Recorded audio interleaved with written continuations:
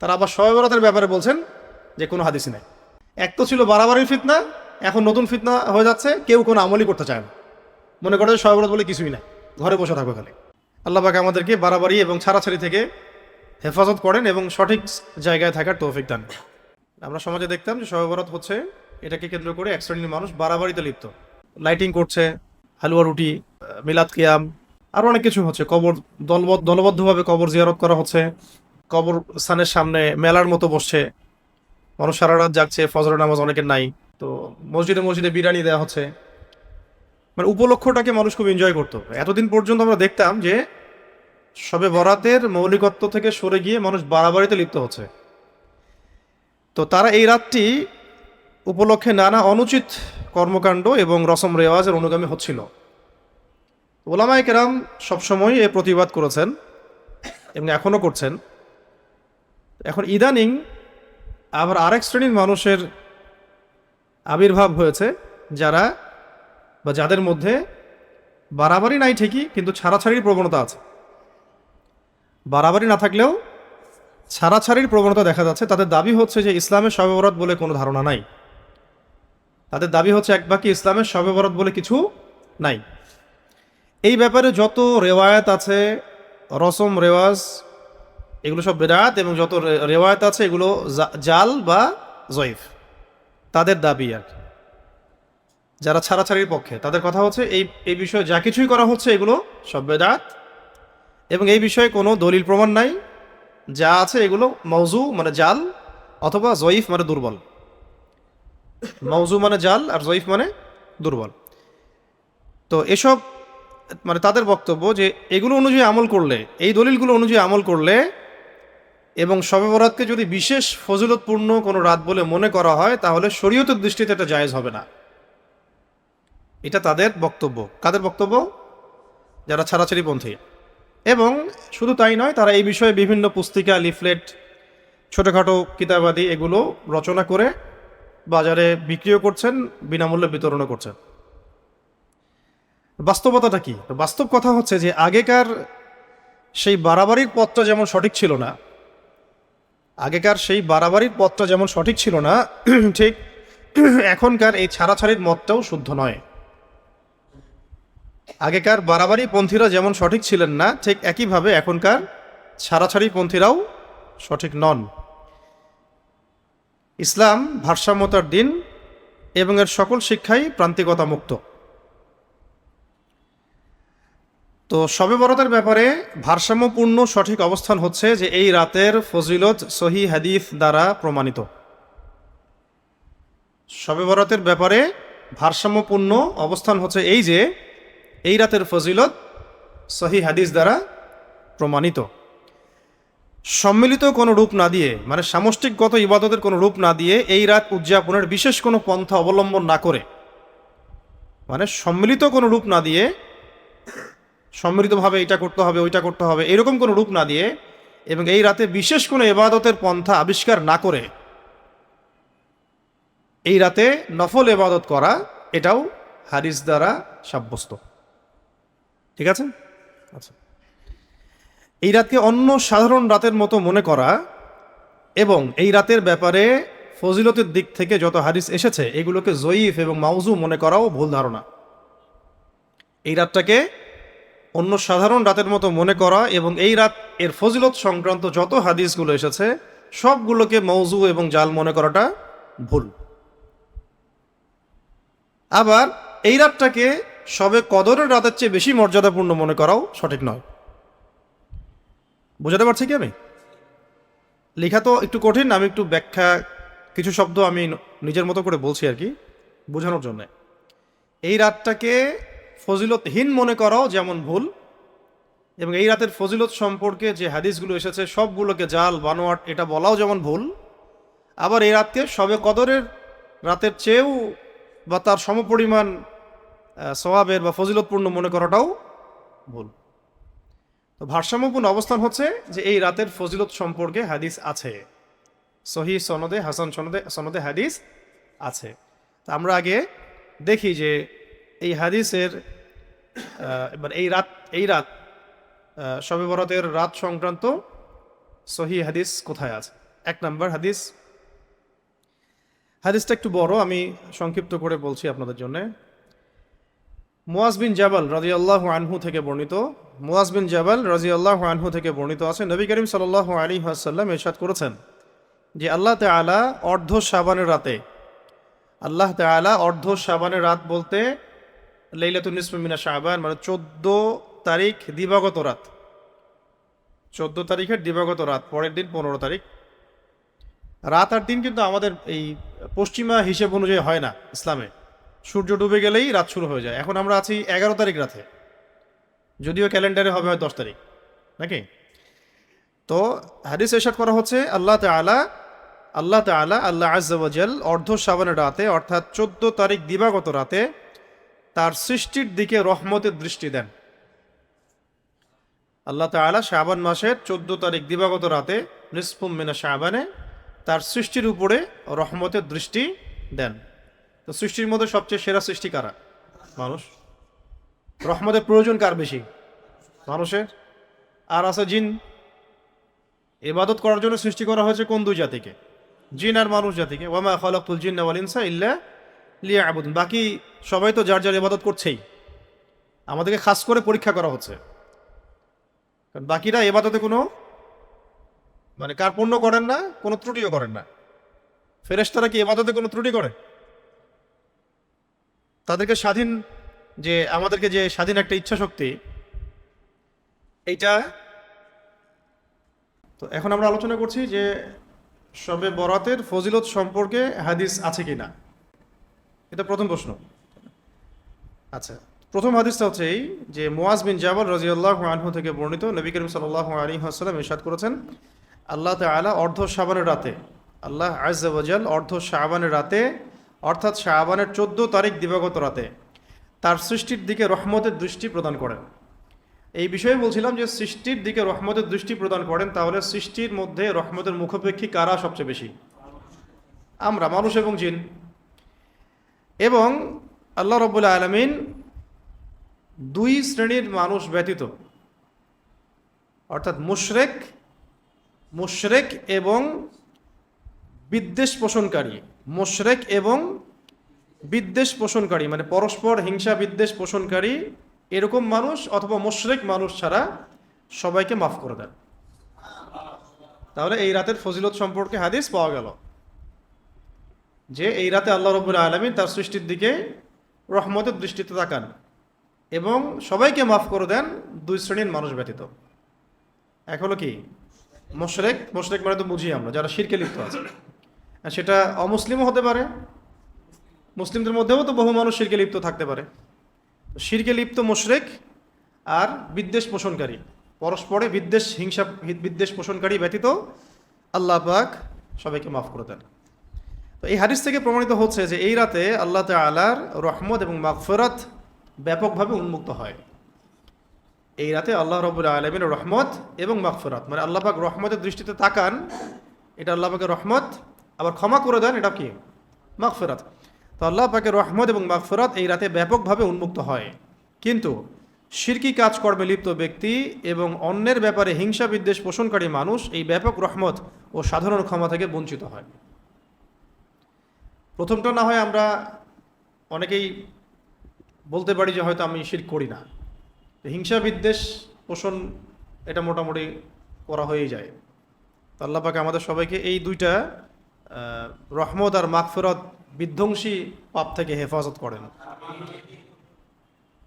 যখন কোনো বিষয়ে, এখন মাসালা হচ্ছে যখন কোনো বিষয়ে আল্লাহ পাকের পক্ষ থেকে রহমত আর মাগফিরাতের ঘোষণা হয়, যেমন ধরেন যে রমাজান মাস আসলে আল্লাহ পাকের রহমত ব্যাপক হয়, প্রশস্ত হয়, জান্নাতের দরজা খুলে দেওয়া হয়, জাহান্নামের দরজা বন্ধ করে দেওয়া হয়, শয়তানদেরকে শিকলবন্দি করা হয়, ফেরেশতারা আহ্বান করতে থাকেন যে কারা কল্যাণের যারা কল্যাণকামী তারা কল্যাণের পথে আসো, যারা আল্লাহদ্রোহী বা অকল্যাণকামী তারা থেমে যাও।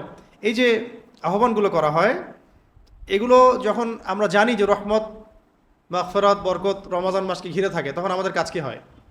রমজান মাসে বেশি বেশি ইবাদত করা, ইবাদতের মধ্য দিয়ে রহমত আর মাগফিরাত লাভের চেষ্টা করা বা নিজেকে সেই যোগ্য হিসেবে গড়ে তোলা। এখন যখন জানছি যে শবে বরাতের রাতে আল্লাহ রাব্বুল আলামিন রহমতের দৃষ্টি দেন এবং ক্ষমা করেন। তাহলে কি এই রাত্রে আমাদের করণীয় ঘুমিয়ে থাকা?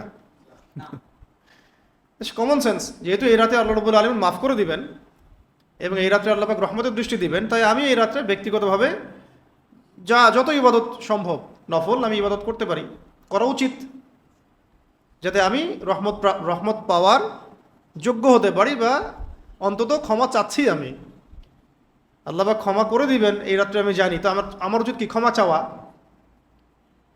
আল্লাহ পাক রহমতের দৃষ্টি দিবেন, তাহলে এই রাত্রে আমার উচিত কি? রহমত চাওয়া। এটা চাওয়ার জন্যে আবার ঘটা করে কিছু করার কোনো প্রয়োজন নাই। ব্যক্তিগতভাবে নামাজের মধ্য দিয়ে দোয়া, জিকির, আজগার, তাসবিহ, তাহলিল, কোরআন তেলাওয়াত, দোয়া, মোনাজাত, এগুলোর মধ্য দিয়ে আল্লাহর রহমত প্রত্যাশা করা। আবার যারা বলে দিচ্ছেন যে এই রাত্রে কিছুই নাই, তারা পুরো উম্মাহকে একটা বড় মাগফিরাতের মৌসুম থেকে মাহরুম করে দিলেন। হয়তো এই রাত্রের ক্ষমা দিয়ে সে আগামী পুরো জিন্দেগি ভালোভাবে চলতে পারত, এটা থেকে মাহরুম করে দিলাম যখন বললাম যে শবে বরাত বলে কিছুই নাই, ছাড়াছাড়ি করলাম। তো এখানে ওস্তাজ লিখেছেন যে যখন কোনো বিষয়ে আল্লাহ পাকের রহমত আর মাগফিরাতের কথা চলে আসে, তার অর্থ এই হয় যে এই সময়ে এমন সব নেক আমলের ব্যাপারে যত্নবান হওয়া যেগুলোর মধ্য দিয়ে আল্লাহ পাকের রহমত আর মাগফিরাত পাওয়া যায়। সহজ কথা। এবং যে সমস্ত গুনাহের কারণে রহমত আর মাগফিরাত থেকে বঞ্চিত হতে হচ্ছে, সেই গুনাহগুলোকে ত্যাগ করা। কত সুন্দর কথা।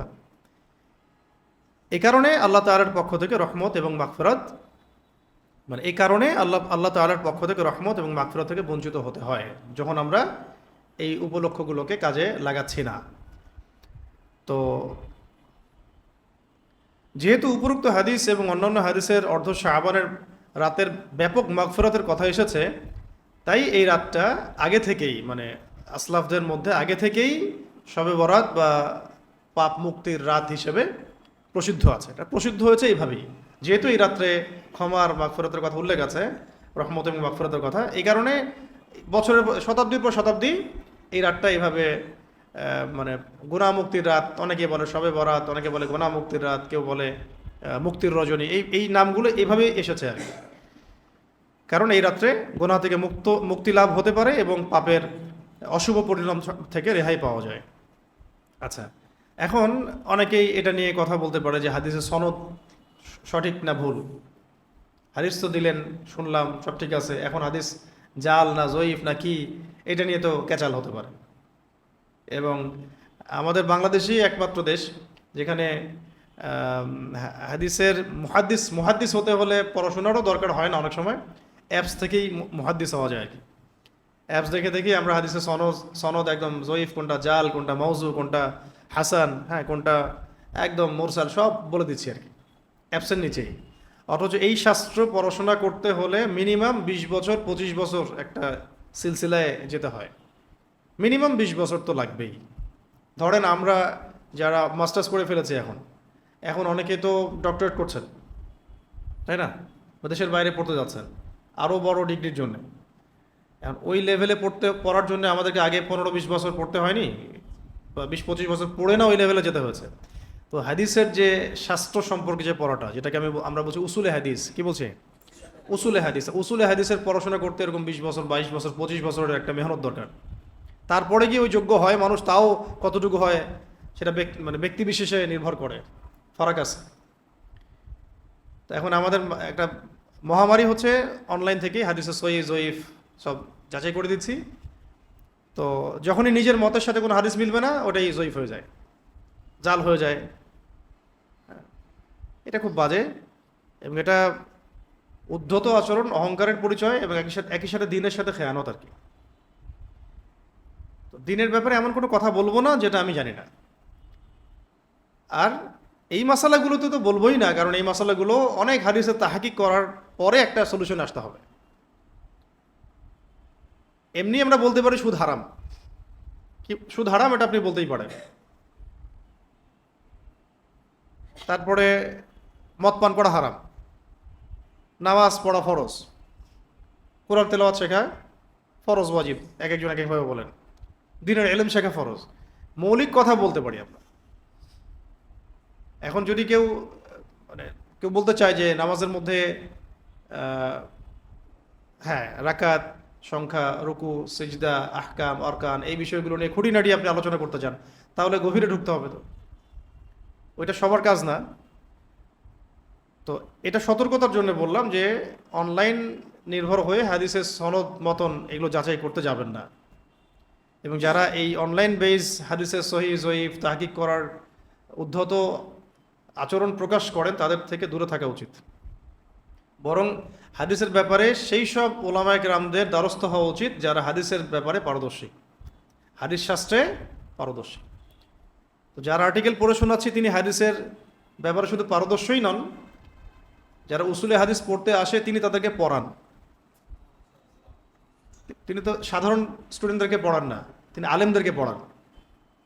সাধারণ স্টুডেন্টদেরকে তিনি পড়াচ্ছেন না, তিনি পড়াচ্ছেন আলেমদেরকে। তো আমি হাদিস শিখতে কার কাছে যাব? যিনি হাদিস শাস্ত্রে পারদর্শী। ফিকহ শিখতে আমি কার দ্বারস্থ হব? যিনি ফিকহের উপর পারদর্শী। তো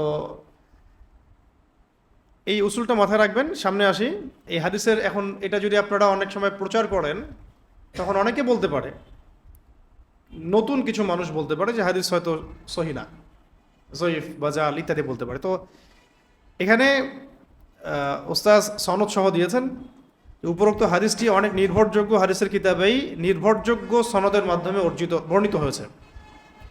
ইমাম মুহাম্মদ ইবনে হিব্বান, যার কিতাবের নাম আমরা জানি সহি ইবনে হিব্বান, এই কিতাবটার মধ্যে তিনি এই হাদিসটা উদ্ধৃত করেছেন। এই কিতাবের হাদিস নাম্বার 5665 নম্বর হাদিস, 5665 নম্বর হাদিস। এই যে সহি ইবনে হিব্বান কিতাবটার নাম বলা হলো, এই কিতাবটা পড়ার যোগ্যতা অর্জন করতে কারো এখন শুরু করলে আপনাদের 15 বছর লাগবে।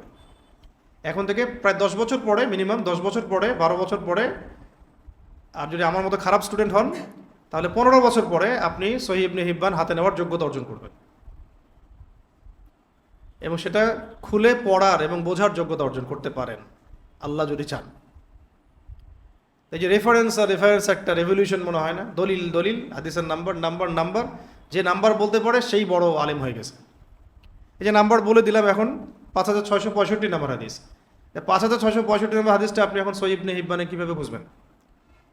আর যদি খুঁজেও বের করেন বাজার থেকে সহিহ ইবনে হিব্বান কোনটা কিনবেন? বঙ্গানুবাদটা নিশ্চয়ই। বঙ্গানুবাদ তো মূল হাদিসের কিতাব না। বঙ্গানুবাদ হচ্ছে ওইটাকে অন্য পাবলিকেশনস পাবলিশ করেছে, তারা তাদের মতো করে ব্যাখ্যাও করতে পারে, নিচে টিকা লিখে দিতে পারে, আর এগুলোতে জবরজেট পেশে সব দেওয়া আছে। মূল সহিহ ইবনে হিব্বান এটা কিনে যখন পড়বেন ওখানে এবারত থাকবে না, ওটার আবার ব্যাখ্যা গ্রন্থ আছে। ওইটা পড়তে তো আরও বহু যোগ্যতার প্রয়োজন। তো নাম্বার শুনলেই যে নাম্বার দিয়েছে বাস মনটা ঠান্ডা হয়ে গেল, নাম্বার একটা তো বলছে না, আদতেই ওই নাম্বারটা ওই বিষয়ের কিনা, ওই কিতাবটা আপনার বাসায় আছে কিনা, ওইটা পড়ার যোগ্যতা আসলে আপনার অর্জন হয়েছে কিনা, বা কার কাছে পড়েছেন, ওই কিতাব পড়ানোর ওস্তাজ আপনার আছে কিনা, এগুলো তো অনেক বড় বিষয়। এই কারণেই আমাদের মতো আওয়াম যে মানুষ, আওয়াম বলতে আমাদের মতো সাধারণ যারা মানুষ, তাদেরকে কোনো না কোনো ইমামের অনুসরণ করতেই হয়। কোনো না কোনো ওস্তাজ, কোনো না কোনো শায়েখ, কোনো না কোনো আলেম, কোনো না কোনো বুজুর্গানের দিন, বা কোনো মাযহাবের ইমাম বা হাদিসের ইমাম বা আকীদার ইমাম, তাদের অনুসরণ করতেই হবে, না হলে আমরা তো দিনই বুঝতে পারবো না। এই কনসেপ্ট থেকেই মাযহাবের কনসেপ্টটা আসছে। আসলে খুবই স্বাভাবিক একটা বিষয়, সহজাত প্রবৃত্তি কিন্তু এটা। তো এটা সহিহ ইবনে হিব্বানে এসেছে। আচ্ছা, এছাড়াও বাইহাকি একটা কিতাব আছে, ইমাম বাইহাকি রহমতুল্লাহ আলাইহির একটা কিতাব আছে শুআবুল ঈমান। তো শুআবুল ঈমানের মধ্যেও এটা 3833 নম্বর হাদিস হিসাবে এসেছে। জানা দিচ্ছি আপনাদেরকে, যাতে যদি কেউ জিজ্ঞাসা করে আপনারা এটাকে বলতে পারেন। এছাড়া আরও অনেক কিতাব আছে, যেমন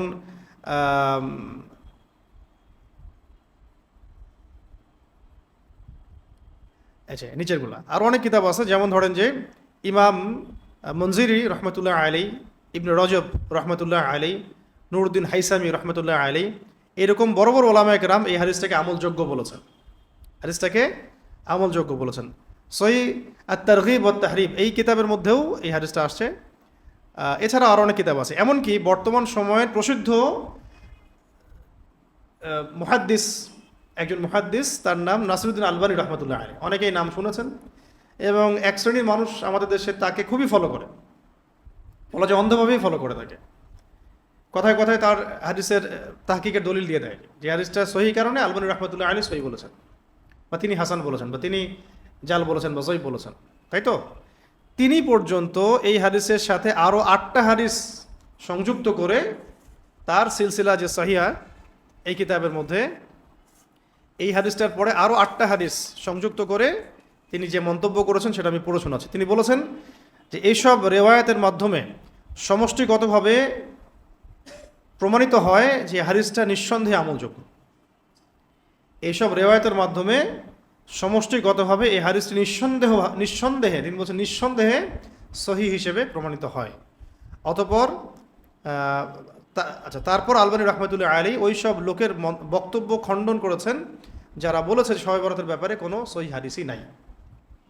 না, আলবানী রহমতুল্লাহ আলী নিজেও এটা স্বীকার করেছেন এবং এই হাদিসের সহি সাব্যস্ত করেছেন, ফজিলত স্বীকার করেছেন, এবং এই হাদিসের বিপরীতে যারা বলে শবে বরাত সম্পর্কে কোনো হাদিসই নাই, তিনি এই মতটা খণ্ডন করেছেন।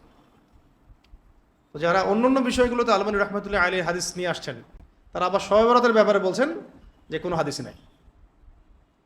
এতে করে একটা ফিতনা সৃষ্টি হয়ে যাচ্ছে সমাজের মধ্যে।